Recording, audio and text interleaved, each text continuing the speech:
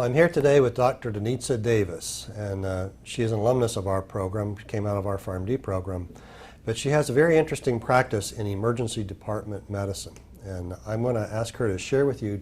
Denny, can you just tell us, what does that mean? What do you do in emergency department practice? Absolutely, thank you, Ken. Yeah. I work in a small community hospital, and I'm the emergency room clinical pharmacist. So I'm involved in many different aspects of patient care. Mm-hmm. I am the primary responder to codes and traumas when they do come in. However, we're, like I said, a small community hospital, so we don't get very many of them, so that's not my full-time responsibility. I'm able to get involved in many other activities, such as performing medication reconciliation on patients who are getting admitted into the hospital. And I'm also involved in antibiotic therapy and management for patients who have left the emergency department, and we receive laboratory culture results for them. I make the recommendations to the physicians whether or not the therapy was appropriate at the time, or if any changes need to be made, and follow up on those changes as needed. So it's a very fast-paced environment. But it definitely keeps you on your toes and very involved. Yeah. So, yeah, it's very interesting. A couple of questions and our viewers, many of them probably are new to all this. So you said the word code. What's that mean? What's a code? When a patient is having a heart attack or some other cardiac event or respiratory event, they stop breathing, or their heart stops pumping, a code is called.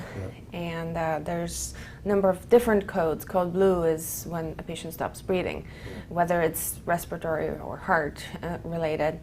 And that is when a team of people responds very rapidly, immediately, into that patient's room, and they provide advanced care for that patient. So, pharmacists working in a community practice sometimes have, life-threatening things happen just like we would in public. But in your environment, that happens probably every day, or pretty most much, days. Yes, it happens most days. It's a different kind of an environment. Yes. And so pharmacists are right there with the team responding to these life-threatening situations. Yes, right? And we go through further specialized training, which is called ACLS, Advanced Cardiac Care, and we respond right with the team. We are the drug experts. We provide all the medications. We mix any solutions that need to be reconstituted. We provide advice on dosing and any other questions that the physician may have. Very good. So, this video, Denny, is going to be shown in the first week of our course. So, our students are going to be learning about a word you said or a phrase you said, medication reconciliation. We're going to talk about that later. Okay. And we're going to talk about transitions of care and all that sort of thing. But can you give us a quick, you said you did medication reconciliation. What does that mean? Absolutely. When a patient comes to the ER, we typically don't know what medications they take at home. And they may not be feeling very well, and they're not always able to tell you. So part of my job is to find out and be a private detective. And I will interview the patient and try to get as much information as possible from them, but I will also call their physician and call the pharmacy or use any other records that we have to compile a complete record of what they are taking at home or what they should be taking at home. And then I will provide that information to the physicians so that they can better understand what's going on with that patient, and if there's any changes that we need to make, they could do so. Excellent. This is a big issue in healthcare, and we'll be learning about it more in this course. The idea of what medications I'm taking before, during, and after these transitions is really critical, and we'll learn more about that as we move along. Yes. So can you tell me, Denny, just your practices in the ED, and how do you sense that your practice in this hospital-based environment differs from other hospital pharmacists? Do you have any sense about that? Having a pharmacist in the emergency department is fairly new. We haven't always had pharmacists in the emergency departments, especially having a pharmacist in a small hospital emergency department is very new. It's different from having an inpatient pharmacist who rounds with the physicians on the inpatient floors or spends most of their time in the actual pharmacy and enters the medication orders and checks that they have been prepared satisfactorily and checks for interactions and things like that. I'm not as much involved in this type of practice because I'm involved in the other side of patient care where I'm actually interacting with the patients themselves. Yeah. So it's hospital-based, but it's really unique, isn't It's it? very unique. It's not fully inpatient and it's not fully outpatient either. It's a cool It's its environment. own kind of niche that I'm very excited to be a part of. I can see why. So would you be willing to share with us, without disclosing names or anything, maybe a patient case that you've been involved in that shows how this interdisciplinary team works and all those sorts of things? Absolutely.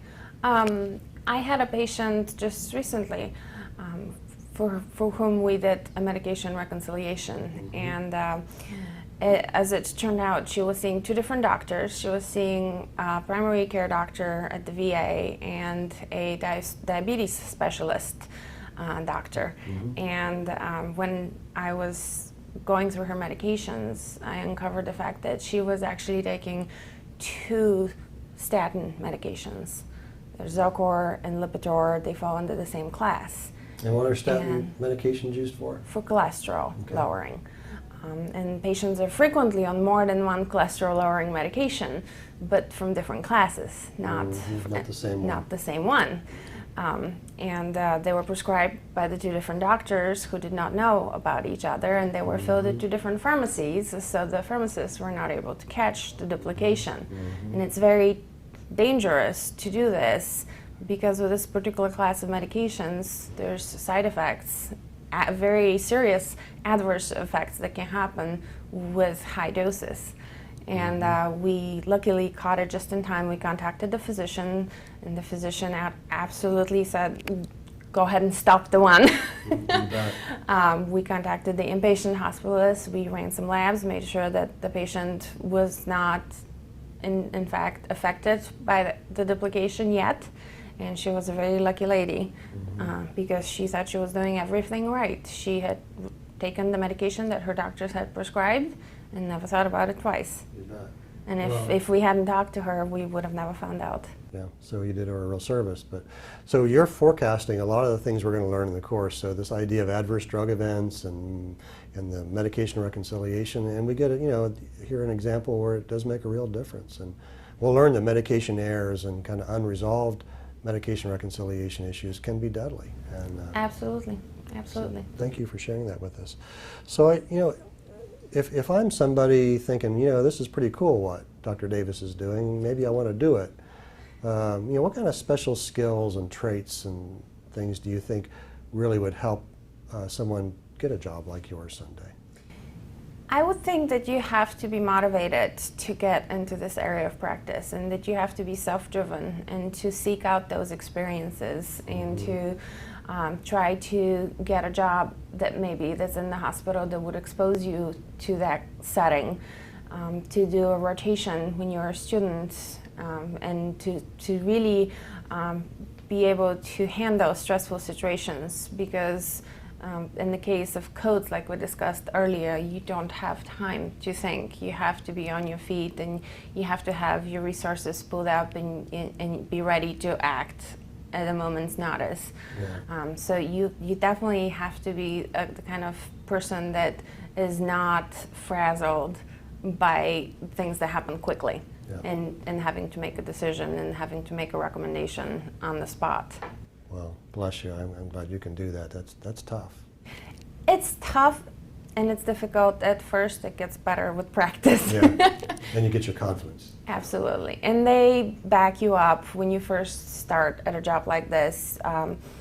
The hospital always has good support systems so that a pharmacist is ready to step in a position like this. Yeah. When I first started, we had another pharmacist that would double up with me for several months until I felt that I was confident on my own 2 feet. Don't want to leave you out there on your own. No, not until you're ready.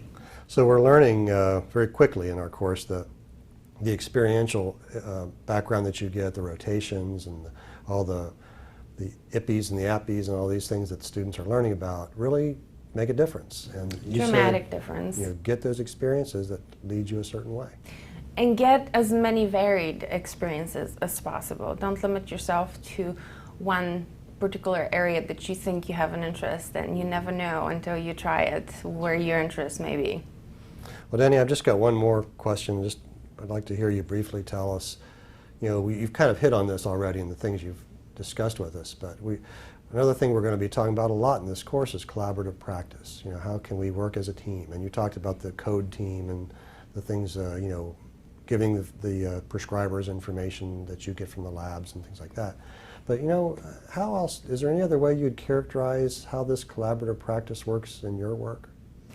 It's about everyone coming together. I work every day. I'm involved with the nurses, I'm involved with the ED physicians, with the hospitalists on the floor, with the pharmacy.